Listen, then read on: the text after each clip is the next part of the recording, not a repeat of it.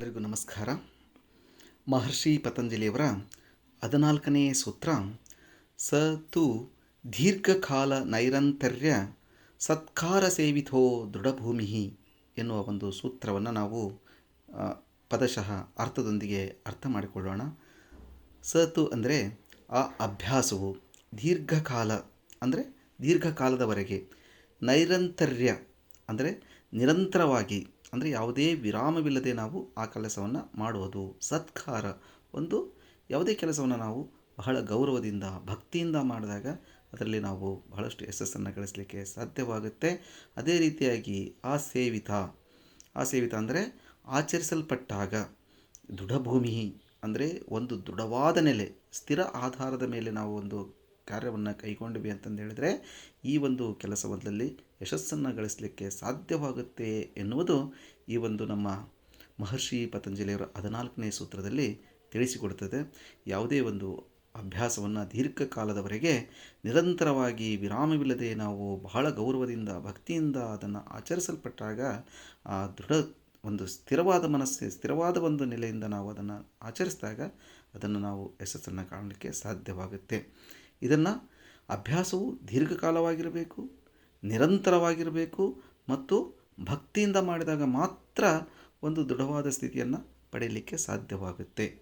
So ಈ ರೀತಿಯಾಗಿ ಈ ಯೋಗದಲ್ಲಿ, ನಮ್ಮ ಒಂದು ಯೋಗದಲ್ಲಿ ಯಶಸ್ಸನ್ನು ಗಳಿಸಬೇಕು ಅಂತಂದು ಹೇಳಿದರೆ ನಾವು ತ್ವರಿತ ಫಲದಿಂದ ಬರೋದಿಲ್ಲ.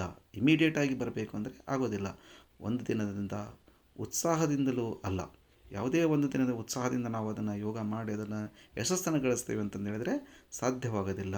ಅದು ಬರಬೇಕು ಅಂತಂದು ಹೇಳಿದರೆ ದೀರ್ಘಕಾಲದ ಅಭ್ಯಾಸದಿಂದ, ನಿರಂತರತೆಯಿಂದ, ಪ್ರೀತಿ ಮತ್ತು ಗೌರವದಿಂದ ಮಾಡಿದ ಸಾಧನೆಯಿಂದ ಮಾತ್ರ ಯೋಗಿಗಳಾಗಲಿಕ್ಕೆ ಸಾಧ್ಯವಾಗುತ್ತೆ ಅನ್ನೋದು ನಮ್ಮ ಒಂದು ಈ ಸೂತ್ರದ ಅರ್ಥವನ್ನು ತಿಳಿಯಲಿಕ್ಕೆ ಸಾಧ್ಯವಾಗುತ್ತೆ.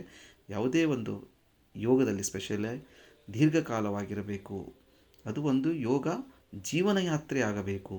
ಅದರಲ್ಲಿ ಯಾವುದೇ ಒಂದು ತಕ್ಷಣದ ಫಲವನ್ನು ನಿರೀಕ್ಷಿಸಬಾರದು. ಯಾವ ರೀತಿ ನಾವು ಬೀಜ ಬಿತ್ತಿದ ತಕ್ಷಣ ಮರ ಆಗೋದಿಲ್ಲವೋ ಆ ರೀತಿ ನಾವು 1 ದಿವಸ, 2 ದಿವಸ, 1 ತಿಂಗಳು, 6 ತಿಂಗಳು, 1 ವರ್ಷ ನಾವು ಯೋಗ ಮಾಡಿದ್ದೇವೆ ಅನ್ನೋತ್ತಿಗೆ ಯೋಗಿಗಳಾಗಲಿಕ್ಕೆ ಸಾಧ್ಯವಾಗೋದಿಲ್ಲ. ಅದು ನಿರಂತರವಾಗಿ ನಮ್ಮ ಜೀವನದ ಒಂದು ಭಾಗವಾದಾಗ ಅದರಲ್ಲಿ ಏನಾದರೂ ಸ್ವಲ್ಪ ನಾವು ಅಲ್ಪ ಸ್ವಲ್ಪ ತಿಳ್ಕೊಳ್ಳಿಕ್ಕೆ, ಕಲಿತ್ಕೊಳ್ಳಿಕ್ಕೆ, ಆ ಜೀವನದಲ್ಲಿ ಅಳವಡಿಸ್ಕೊಳ್ಳಿಕ್ಕೆ ಸಾಧ್ಯವಾಗುತ್ತೆ. ಸೊ ಅದರಲ್ಲೇ ಬಹಳ ನಿರಂತರವಾಗಿರಬೇಕು, ಕನ್ಸಿಸ್ಟೆನ್ಸಿ ಇರಬೇಕು. ಮಧ್ಯದಲ್ಲಿ ಬಿಡೋದು ಮತ್ತೆ ಹಿಡ್ಕೊಳ್ಳೋದು ಮಾಡಿದ್ವಿ ಅಂತಂದು ಹೇಳಿದಾಗ ಅದರಲ್ಲಿ ಯಶಸ್ಸು ಬಹಳ ಲೇಟ್ ಆಗುತ್ತೆ. ನಿಯಮಿತ ಅಭ್ಯಾಸ ಬಹಳಷ್ಟು ಅತ್ಯಂತ ಮುಖ್ಯ. ನಿರಂತರವಾಗಿರಬೇಕು, ನಿಯಮಿತವಾದ ಅಭ್ಯಾಸ ಬಹಳಷ್ಟು ಇಂಪಾರ್ಟೆಂಟ್ ಆಗಿರ್ತದೆ. ನಾವು ಯಾವುದೇ ಒಂದು ದಿವಸ ಮಾಡಲಿಕ್ಕಾಗಾದರೂ ಅಟ್ಲೀಸ್ಟ್ ನಾವು ಸ್ವಲ್ಪ ಆದರೂ ಪ್ರತಿದಿನ ಮಾಡೋದು ಬಹಳಷ್ಟು ಉತ್ತಮವಾದ ಫಲಿತಾಂಶವನ್ನು ಕೊಡುತ್ತದೆ.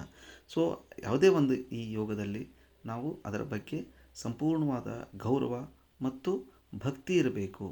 ಯಾವುದೇ ಒಂದು ಯಂತ್ರದಂತೆ ಮಾಡಲಿಕ್ಕೆ ಪ್ರೀತಿ ಮತ್ತು ಭಕ್ತಿಯಿಂದ ಮಾಡಿದಾಗ ಆ ಒಂದು ಸಾಧನೆಗೆ ಗೌರವ ಸಹ ಇರಬೇಕಾಗುತ್ತದೆ. ಸೊ ಇದರಲ್ಲಿ ನಾವು ಮುಖ್ಯವಾಗಿ ಒಂದು ಉದಾಹರಣೆ ನೋಡಲಿಕ್ಕೆ, ಯಾರೇ ಒಬ್ಬ ಮನುಷ್ಯ ಒಂದು ದಿನ 3 ಗಂಟೆ ಧ್ಯಾನ ಮಾಡಿ ನಂತರ 10 ದಿನ ಬಿಟ್ಬಿಟ್ರು ಅಂತಂದು ಹೇಳಿದರೆ ಅದರಲ್ಲಿ ಯಾವುದೇ ಒಂದು ಸಾಧನೆಯನ್ನು ಕಾಣಿಕೊಳ್ಳಿಕ್ಕೆ ಸಾಧ್ಯವಾಗೋದಿಲ್ಲ. ಸೊ ಈ ದೃಢಭೂಮಿಯನ್ನು ಕೊಡೋದಿಲ್ಲ. ಆದರೆ ಪ್ರತಿದಿನ ಒಂದು 20 ನಿಮಿಷ ವರ್ಷಾನುಗಟ್ಟಲೆ ನಾವು ಮಾಡಿದಾಗ ಒಂದು ನಿರಂತರತೆ ನಮಗೆ ಸಿಗುತ್ತದೆ. ಆವಾಗ ನಮ್ಮ ಮನಸ್ಸು ಆಳವಾಗಿ ಬದಲಾಗಲಿಕ್ಕೆ ಸಾಧ್ಯವಾಗುತ್ತೆ. ಆವಾಗ ನಮಗೆ ಅದರ ಒಂದು ಫಲಿತಾಂಶ ಏನಲ್ಲ 100% ಸಿಗಲಿಕ್ಕೆ ಸಾಧ್ಯವಾಗುತ್ತೆ.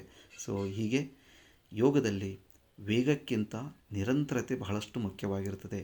ಪ್ರಮಾಣಕ್ಕಿಂತ ಗುಣಮಟ್ಟ ಬಹಳಷ್ಟು ಮುಖ್ಯವಾಗಿರುತ್ತದೆ. ಬಲವಂತಕ್ಕಿಂತ ಭಕ್ತಿ ಬಹಳ ಮುಖ್ಯವಾಗಿರುತ್ತದೆ. ಸೊ ಹೀಗೆ ನಾವು ಯೋಗವನ್ನು ನಿರಂತರತೆ, ಗುಣಮಟ್ಟದಿಂದ, ಭಕ್ತಿಯಿಂದ ಬಹಳ ಪ್ರಮುಖ ಮಟ್ಟದಲ್ಲಿ ಮಾಡಿದಾಗ ಯೋಗದಲ್ಲಿ ನಾವು ಒಂದು ಸಾಧನೆಯನ್ನು ಕಾಣಲಿಕ್ಕೆ ಸಾಧ್ಯವಾಗುತ್ತೆ. ಸೊ ಹೀಗೆ ಪ್ರತಿದಿನ ಒಂದೇ ಸಮಯದಲ್ಲಿ ಸಾಧನೆ, ಕಡಿಮೆ ಸಮಯವಾದರೂ ನಿಯಮಿತತೆಯಿಂದ, ಫಲದ ಬಗ್ಗೆ ಯಾವುದೇ ಆಕಾಂಕ್ಷೆ ಇಲ್ಲದೆ ಸಾಧನೆಯನ್ನು ಪವಿತ್ರವಾಗಿ ನೋಡಿದಾಗ ನಾವು ಅದರಲ್ಲಿ ಒಂದು ಸಾಧನೆಯನ್ನು ಮಾಡಿಕೊಳ್ಳಿಕ್ಕೆ, ಸಾಧನೆಯನ್ನು ಕಂಡುಕೊಳ್ಳಿಕ್ಕೆ ಸಾಧ್ಯವಾಗುತ್ತೆ.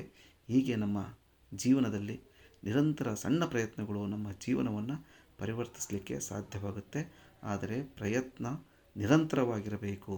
ದೀರ್ಘಕಾಲದ ಶಿಸ್ತು ಅಂದರೆ ಒಂದು ಡಿಸಿಪ್ಲಿನ್ ಆಗಿ ನಾವು ಆ ಕೆಲಸವನ್ನು ಕೈಗೆತ್ತಿಕೊಂಡ್ವಿ ಅಂತಂದು ಹೇಳಿದಾಗ ಆಂತರಿಕ ಶಕ್ತಿಯ ಮೂಲದಿಂದ ನಾವು ಆ ಒಂದು ಜೀವನದಲ್ಲಿ ಸಾಧನೆಯನ್ನು ಮಾಡಲಿಕ್ಕೆ ಸಾಧ್ಯವಾಗುತ್ತೆ. ಸೊ ಇದರಲ್ಲಿ ನಾವು ಒಂದು ವ್ಯವಸ್ಥೆಯನ್ನು ನೋಡಲಿಕ್ಕಾಗಿ ದೀರ್ಘಕಾಲವಾಗಿರಬೇಕು, ನಿರಂತರತೆಯಿಂದ ಕೂಡಿರಬೇಕು, ಅದು ಭಕ್ತಿಯಿಂದ ಇದ್ದಾಗ ದೃಢ ಸಾಧನೆ ಎಂಥ ಒಂದು ನಮ್ಮ ಸಾಧನೆ ಇದ್ದರೂ ಸಹ ಅದನ್ನು ನಾವು ಮಾಡಲಿಕ್ಕೆ ಸಾಧ್ಯವಾಗುತ್ತೆ ಎನ್ನುವುದು ಈ ಸೂತ್ರದಿಂದ ನಾವು ತಿಳ್ಕೊಳ್ಳಿಕ್ಕೆ ಸಾಧ್ಯವಾಗುತ್ತೆ. ಯೋಗದಲ್ಲಿ ಸ್ಥಿರ ಯಶಸ್ಸಿನ ರಹಸ್ಯ, ಸ್ಥಿರ ಏನಿದೆಯಲ್ಲ ಅದು ಒಂದು ಯಶಸ್ಸಿನ ರಹಸ್ಯವಾಗಿರುತ್ತದೆ ಎನ್ನುವುದು ಈ ಸೂತ್ರದಲ್ಲಿ ನಾವು ತಿಳ್ಕೊಳ್ತೇವೆ. ಸೊ ಈ ನಿಟ್ಟಿನಲ್ಲಿ ನಾವು ಸತು ದೀರ್ಘಕಾಲ ನೈರಂತರ್ಯ ಸತ್ಕಾರ ಸೇವಿತೋ ದೃಢಭೂಮಿಹಿ ಎನ್ನುವುದನ್ನು ಸಂಪೂರ್ಣವಾಗಿ ಅರ್ಥ ಮಾಡಿಕೊಂಡಾಗ ನಮ್ಮ ಮನಸ್ಸನ್ನು ನಾವು ಯಾವ ರೀತಿ ನಾವು ಪರಿವರ್ತಿಸೋಕೆ ಸಾಧ್ಯವಾಗುತ್ತೆ, ಅದರ ಬದಲಾವಣೆಗೆ ನಾವು ಯಾವ ರೀತಿ ನಿರಂತರ ಕೆಲಸವನ್ನು ಮಾಡಬೇಕು ಅನ್ನೋದು ಗೊತ್ತಾಗುತ್ತೆ. ಮತ್ತೊಂದು ಸೂತ್ರದೊಂದಿಗೆ ಮತ್ತೆ ಭೇಟಿಯಾಗೋಣ. ಎಲ್ಲರಿಗೂ ಶುಭವಾಗಲಿ. ಧನ್ಯವಾದಗಳು.